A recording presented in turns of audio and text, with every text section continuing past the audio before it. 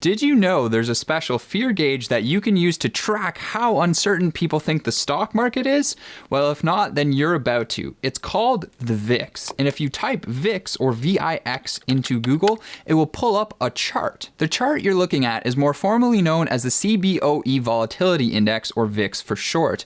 And this chart basically acts as a way to track how investors perceive risk in the stock market over the next short-term period. As you can see in the chart, the VIX rises when investors become more scared, and then it falls to lower levels as investors become more calm and complacent.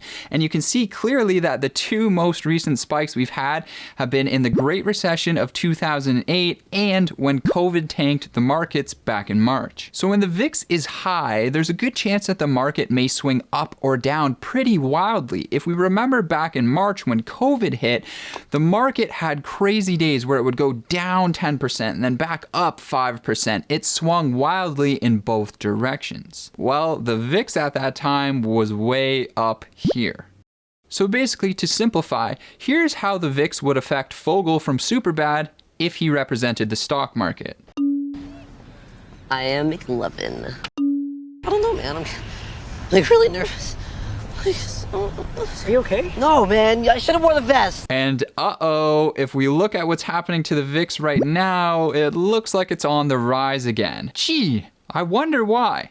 That's a rhetorical question, by the way. We all know the answer. So basically what the VIX is currently telling us is that investors are preparing for some volatility ahead, and maybe a lot of it. Interestingly, the VIX actually lines up really well with another chart that's particularly relevant to today's video, and that's the Economic Policy Uncertainty Index. This index essentially measures how unclear our future rules around our economic policy are going to be. It does this by tracking three criteria: the volume of news articles discussing economic policy uncertainty, tracking changes to the federal tax code, and disagreement among economic forecasters. And would you look at that, when we pair both charts together, we see that they move almost perfectly with one another. When fear in the markets is higher, economic policy is very uncertain, and vice versa. So where does that leave us right now? Well, the VIX is on the rise, and I'm sure you can guess where the Economic Policy Uncertainty Index is, so I think it's pretty safe to say that there may be a pretty bumpy road ahead. If there's one thing the stock market does not like, it's uncertainty. But always remember, within uncertainty can come great opportunity. And depending on what happens in this election, there could be great opportunities ahead. That's because stock returns in the United States in the past have been much higher under Democratic presidents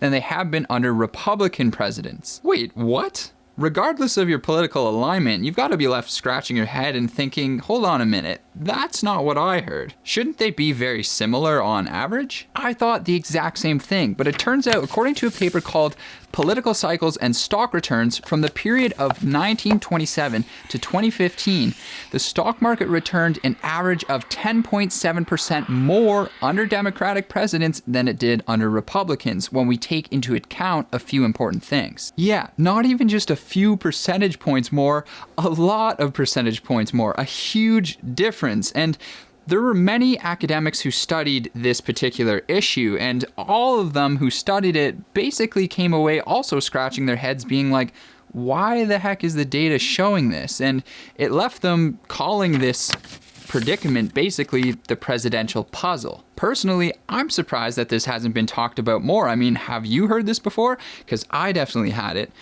Most people, when you're talking about stock returns under Democrats and Republicans, they'll point to something like the S&P 500 index to show that returns have been very similar under both political parties.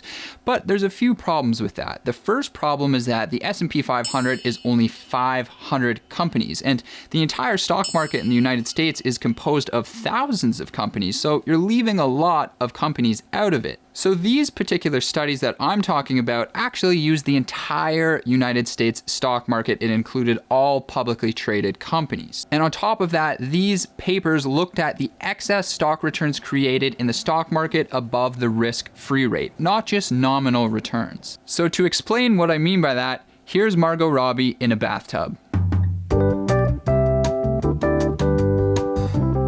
Yeah, unfortunately, I was told that I don't quite have the budget to afford that like they did in The Big Short, but I was told that Nicolas Cage was available, but then I thought if we're at the point of Nicolas Cage, then maybe I just better do it myself. All right, so as investors, we want to take our money and make money with it. That's the heart of investing. Well, we have a lot of options at our disposal in terms of what we can invest in. We can invest in treasury bills, company bonds, commodities, real estate, and stocks, to name a few examples. Each of these options comes with their own unique rewards that we can get paid for being an investor in them. But they only come with this reward because each of these options carries some level of risk. Treasury bills have virtually no risk, which means they also pay the least. Stocks have a high amount of risk relative to treasury bills, so they tend to reward investors a lot more. If the treasury bill represents what we can earn from taking on zero risk and stocks represent what we can earn from taking on a lot of risk, the difference between the two represents the return we should be getting paid for taking on the risk of stocks. This is what the studies were measuring. This is what is known as excess return, and the more excess return, the better. So what gives? Why has there been a way higher excess return under Democratic presidents than under Republicans? And will this continue into the future? Well, it turns out that the cause of this large difference was actually examined in a bunch of different papers, and they all found a common thread. So let's break it down. First of all, it turns out that the performance of the stock market doesn't so much depend on what a president does necessarily, but more so actually depends on when they get elected. Check this out. Since World War II, we've had a total of 27 bank-centered financial crises worldwide. Now, according to the paper Partisan Financial Cycles, prior to these crises taking place, it's more likely that a right of center government is going to be in power. But after these crises happen, it's more likely that a left of center government is going to be in power. Very interesting. But why might this be exactly? Well, when right of center political parties are in power, they're more likely to run large fiscal deficits, they're more likely to borrow heavily from abroad, and they're more likely to have looser banking regulations. And all of these factors are predictive of financial crises according to the paper. When left of center governments are in power, they're more likely to enact policies that are in the opposite direction and often in response to a crisis. Aha! So I hope you've noticed a really important clue here, and that it's not so much that a new president gets elected and then this affects the stock market. It's more that economic conditions change, and these changes cause a new potential change in leadership, but they also cause a potential change in the stock market. Here's a really helpful visual that I've reproduced from one of the studies. Starting from the right-hand side, we have a Republican win. According to the models, Republicans are more likely to get elected when the economy is doing well because businesses and entrepreneurs are seeking less rules and regulations, so the free market can keep doing its thing. Eventually, though, we may run into a period where growth slows and a crisis potentially unfolds. At this point, the public becomes much more scared of taking risks and wants more social security.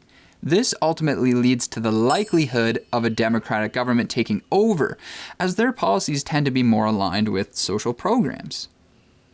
Once the economy recovers from the crisis and begins hitting a higher pace of growth again, the public becomes then less scared of taking risks because the good times are rolling once again.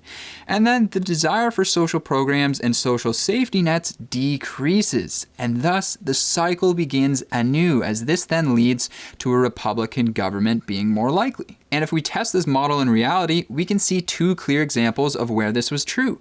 During the Great Depression in 1932, Republican Herbert Hoover lost the election to Democrat Franklin Roosevelt. And then in the Great Recession of 2008, the Republican Party headed by John McCain following Bush's term lost to Democrat Barack Obama. So if we look at the big picture here, the reason that historically the excess return created in the stock market over and above the risk-free rate at the time has been historically higher under Democrats than it has been under Republicans is because the point in the economic cycle at which Democrats tend to get elected. They seem to tend to get elected following a major crisis when we have to basically lift our society and our economy out of a major crisis. And in times like this, there's a very large excess of a risk premium in the stock market, which leads to potentially higher returns. And remember, risk premium is just that fancy word that tells us how much we can potentially get rewarded for participating as an investor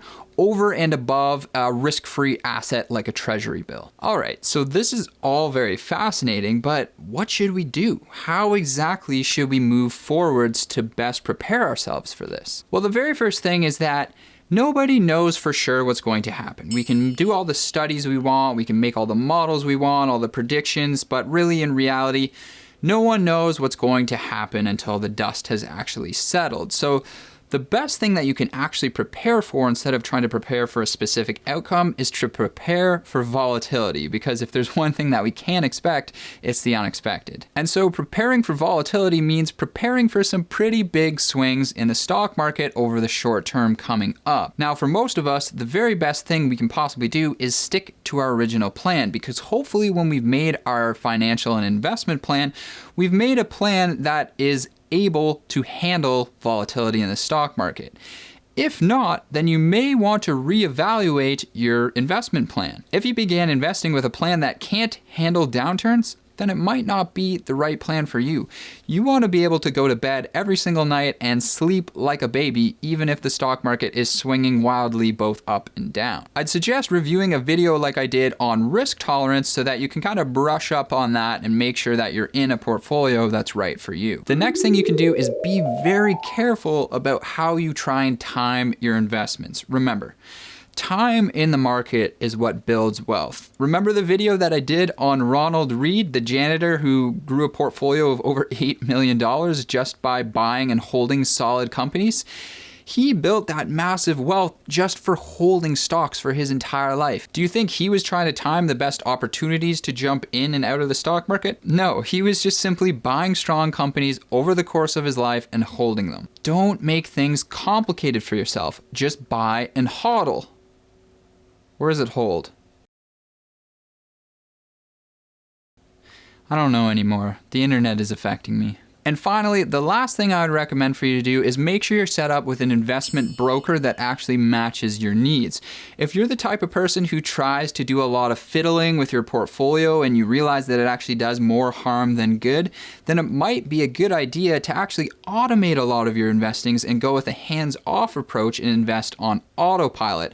And in that case, you can check out something like a robo-advisor. But if you are somebody who does like to make their own investments and have a lot of control, then make sure you're using a discount brokerage that charges very low or zero fees, because the few things that we can control are the investment universe that we participate in, the weighting of the assets that we invest in, the timing of how long we're going to be invested for, and for the fees that we're paying on our investments. So make sure that you have those under control so you're not losing money to fees. I'll have some links included down below to some good brokers that can solve a lot of those problems I just listed for you. And finally, just remember that no matter your political alignment and no matter the many problems our world currently faces, if we are participating as investors in the stock market, then we are participating in the hope for a better future.